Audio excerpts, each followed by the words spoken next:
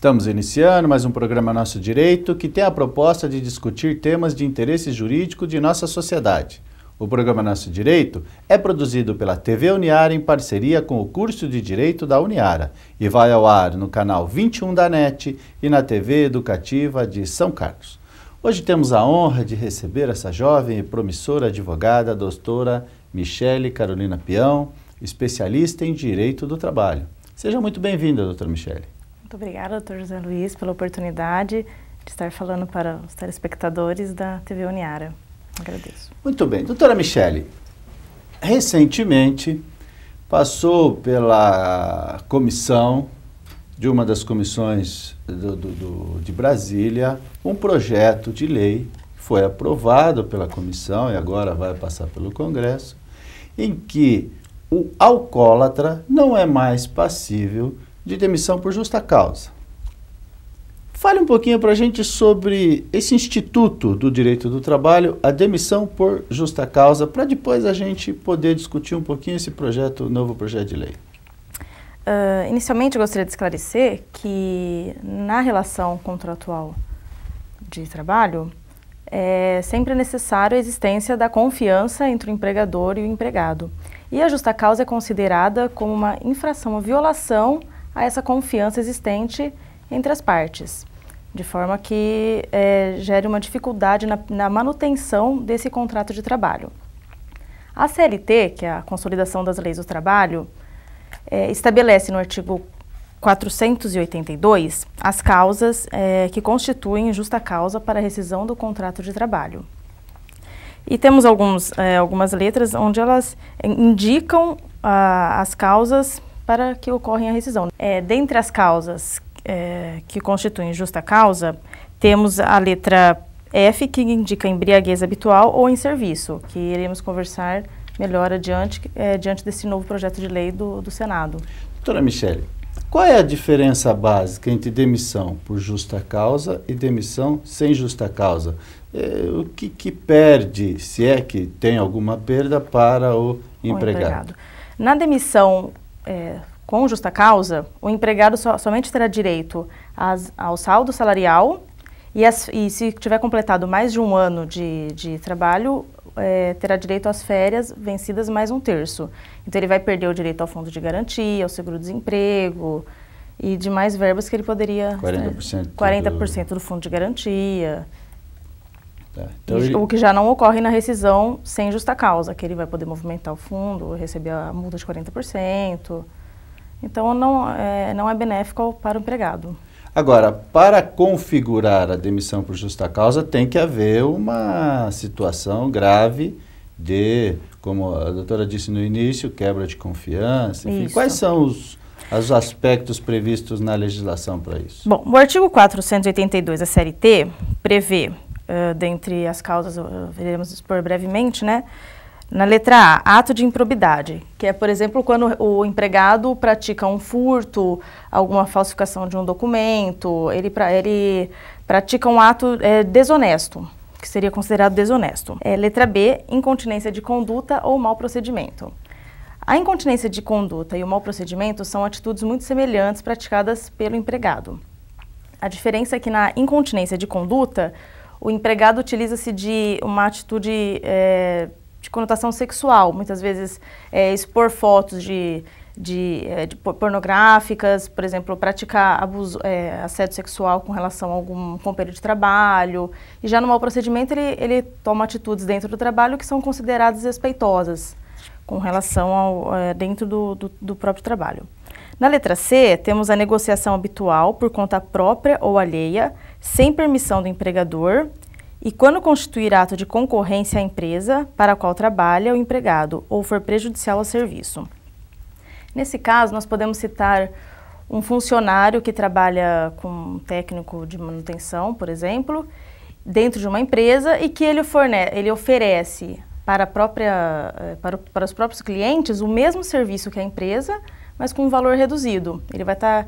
É uma concorrência desleal, ou pode também configurar quando o empregado atua, né, na empresa e o serviço que ele indica a outros clientes realmente possa não ser o mesmo que a empresa fornece, mas que atrapalhe a conduta dele dentro da própria empresa, o próprio serviço dele. Na letra D, temos a condenação criminal do empregado, passada em julgado, caso não tenha havido suspensão da execução da pena, que é quando realmente o empregado já foi condenado em sentença transitada em julgado. Condenado criminalmente. Criminalmente. Na letra E, temos a desídia no desempenho das respectivas funções. A desídia é principalmente caracterizada pelas, por exemplo, reiteradas faltas. São pequenas faltas, não como ausência, mas pequenas faltas que ele vai praticando durante o contrato de trabalho, que acaba por gerar uma falta maior. A ausência injustificada, deixar o emprego sem qualquer justificativa durante o período de trabalho. Na letra F temos a embriaguez habitual ou em serviço, que será tratado melhor no próximo bloco, né? Na letra G temos a violação de segredo da empresa, como, por exemplo, divulgar fórmulas da empresa, patentes da empresa, segredos que ele deve guardar consigo, diante de uma ética mesmo da empresa também, né? Até porque isso é considerado patrimônio da empresa, e não dele, com certeza. Independente dele. Isso, muitas empresas, quando ele realmente já ingressa na empresa, ele já assina até um termo em muitas empresas nós verificamos que ele já assina um termo de que todos o que ele tem conhecimento lá dentro deve permanecer, que ele não pode divulgar, etc. E quando ele sai da empresa independente de uma demissão sem justa causa mesmo, ele recebe, muitas empresas enviam já um comunicado que ele assina, lembrando novamente que o que ele obteve lá dentro são informações da própria empresa, que ele não pode divulgar. Quer dizer, divulgando ele está infringindo... Com certeza, o artigo da CLT. Pode ser demitido por justa causa. Ok. Na letra H, temos ato de indisciplina ou de insubordinação. Ato de indisciplina é quando o empregado desrespeita normas genéricas a todos os empregados, como não fumar em determinado ambiente, e ele desrespeita uma dessas regras. Já o ato de insubordinação é quando ele desrespeita uma regra determinada a ele, que foi passado pela própria chefia, e ele desrespeita essa norma que foi passada diretamente a ele, né? Na letra I temos o abandono de emprego, que é quando o empregado ele se ausenta do emprego por mais de 30 dias, né? Pode ser também considerado um prazo menor quando a empresa já tem conhecimento que o empregado está trabalhando em outra empresa, no mesmo horário, que dificulta que ele esteja trabalhando então na empresa, então já poderia classificar também o abandono de emprego. Na letra J temos ato lesivo da honra ou da boa fama praticado no serviço contra qualquer pessoa ou ofensas físicas nas mesmas condições, salvo em caso de legítima defesa. Então aqui é praticar alguma ofensa verbal ou ofensa física, né, a pessoas que trabalham com o próprio empregado, salvo no caso de legítima defesa, e considerando a legítima defesa como um ato que a pessoa pratica diante das medidas adequadas ali, né, sem apenas para se defender, exatamente, observando o que já prevê o Código Penal também. Na letra K, ato lesivo da honra ou da boa fama ou ofensas físicas praticadas contra empregadores superiores e hierárquicos, salvo em caso de legítima defesa própria ou de outrem. A mesma coisa, mas aí neste caso será praticado contra o empregador ou seu supervisor, um superior hierárquico, né? Letra L, prática constante de jogos de azar. E no parágrafo único temos: constitui igualmente justa causa para a dispensa de empregado a prática devidamente comprovada em inquérito administrativo de atos atentatórios à segurança nacional, como prática de terrorismo, atos que envolvam realmente a prática de ato que envolva a segurança nacional. Quer dizer, então a CLT tem um elenco de situações, isso. Não se esgotando necessariamente, mas prevendo quase todos os casos, onde uma falta mais grave cometida pelo empregado é passível de uma decisão, de uma demissão por justa causa. Demissão por justa causa, isso mesmo. Ok. Vamos para um breve intervalo e já voltamos.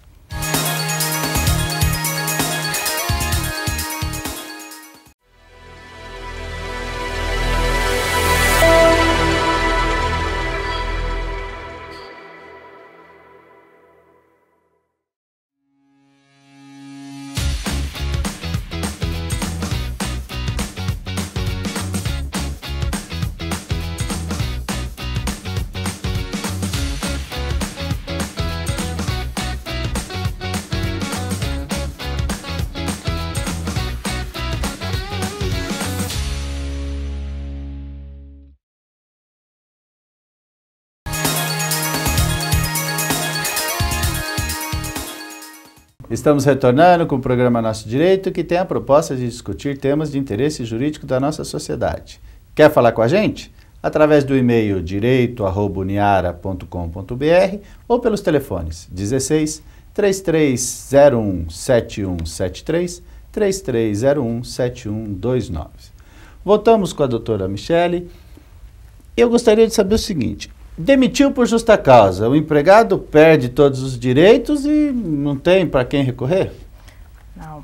Quando o empregado é demitido por justa causa, ele tem a opção de procurar um advogado, entrar com uma reclamação trabalhista visando discutir essa demissão por justa causa.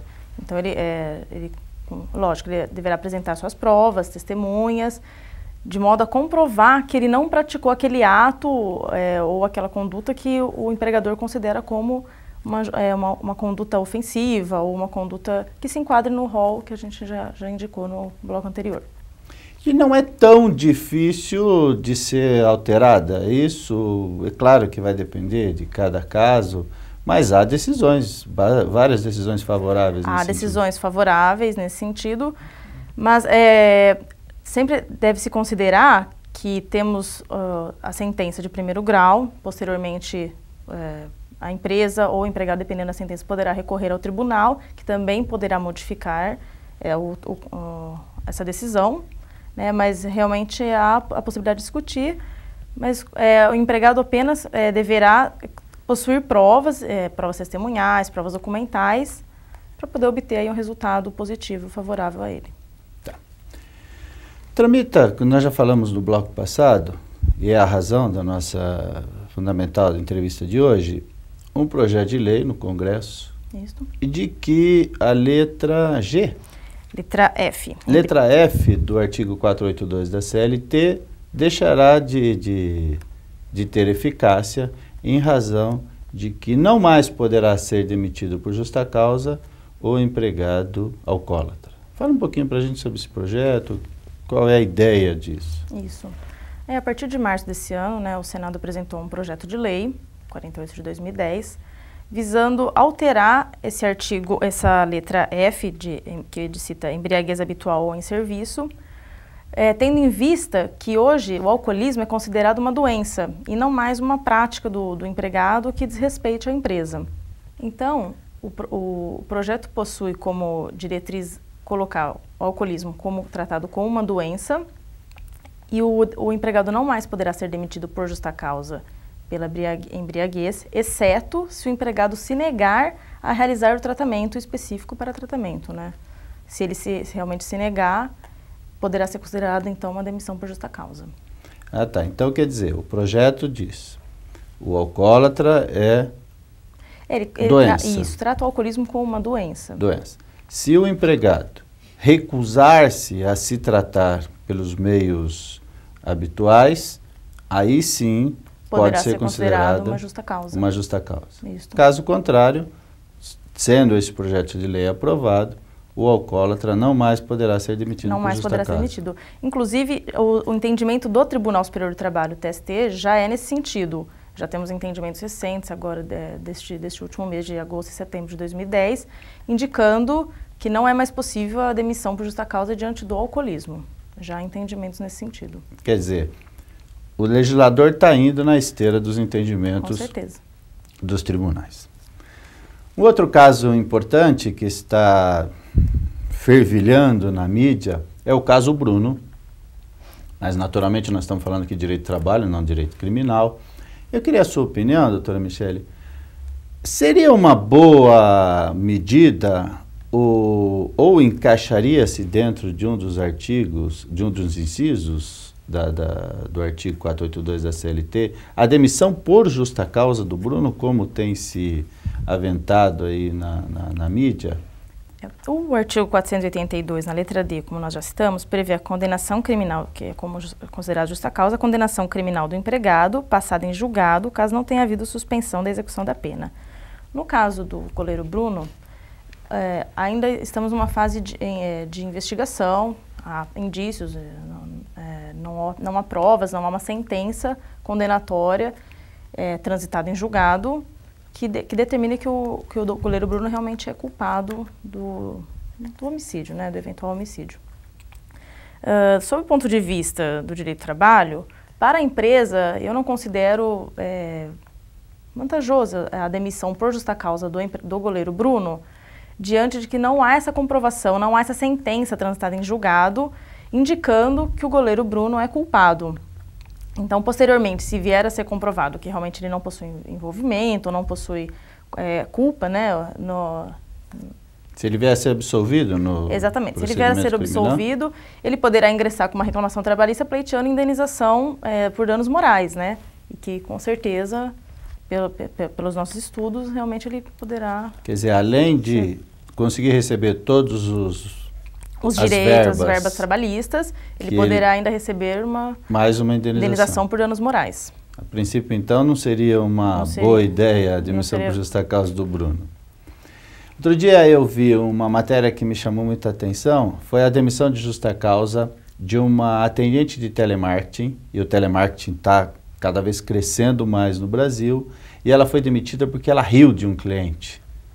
A cliente começou a gaguejar e ela foi comentar com seus colegas de trabalho e deixou o telefone aberto. Isso é gravado e acabou sendo demitido por justa causa.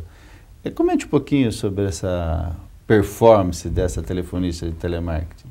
Com certeza há uma prática de justa causa, de uma conduta considerada justa causa, podendo ser considerada como mau procedimento do empregado, tendo em vista que ele pratica no meio do ambiente de trabalho uma atitude ofensiva, né, ao cliente. Inclusive eu também vi esta notícia, né? E a própria empregada alegava que a tecla mudo não percebeu que estava acionado, mas independente da tecla mudo estar acionada ou não, essa prática é considerada como uma razão para demissão por justa causa. Poderia até ensejar no âmbito civil até uma indenização. Uma indenização do cliente, eu concordo que sim. Tá, e aí mais um demérito para a própria empresa, um prejuízo. E a própria imagem da empresa, com certeza. Não tem dúvida. Uma outra coisa que me chama a atenção, mas essa já é uma prática de algum tempo já, mas está cada vez mais se solidificando, é o uso do e-mail corporativo. Quer dizer, é aquele empregado que tem uma conta de e-mail na empresa e faz uso indevido dela e é demitido por justa causa. Isso... O senhor entende que é possível, não é possível? Como tem sido a prática hoje das empresas? Inicialmente, é importante destacar que o e-mail fornecido pela empresa é um instrumento utilizado pelo empregado para facilitação, para o trabalho, né? Então, utilizar esse e-mail para fins que não sejam voltados ao próprio trabalho, eu entendo que considera-se uma causa para uma razão para demissão por justa causa. A senhora entende que eu já andei vendo algumas empresas habitualmente têm feito um documento.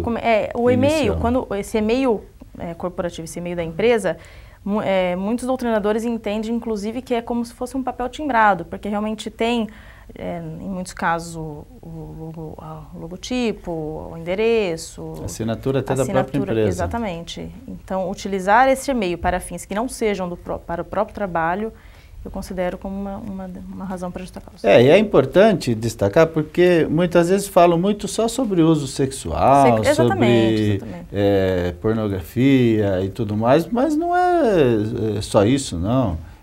É para uso que não seja utilizar o e-mail como ferramenta de trabalho, como na nossa atividade da advocacia, como na minha atividade como professor, eu deixar de usar os livros, os códigos, a legislação, exatamente, que é a nossa ferramenta de trabalho. Exatamente. Então, qualquer tipo de uso indevido do e-mail, hoje está sendo caracterizado? Como uma justa causa. Entendimentos do próprio tribunal já caracterizam como uma justa causa. Tá. Muito bem. Estamos chegando ao final de mais um programa Nosso Direito. Gostaríamos muito de agradecer a doutora Michele, que veio elucidar aos nossos telespectadores, nossos alunos, enfim, todos os nossos ouvintes de direito, mais um pouquinho sobre essa questão da justa causa. Doutora Michele, as suas alegações finais. Doutor José Luiz, agradeço muito a oportunidade de falar aos telespectadores. Espero ter esclarecido e coloco-me à disposição para eventuais esclarecimentos. Muito obrigado, doutora Michele. Estamos encerrando mais um programa Nosso Direito. Voltamos a semana que vem.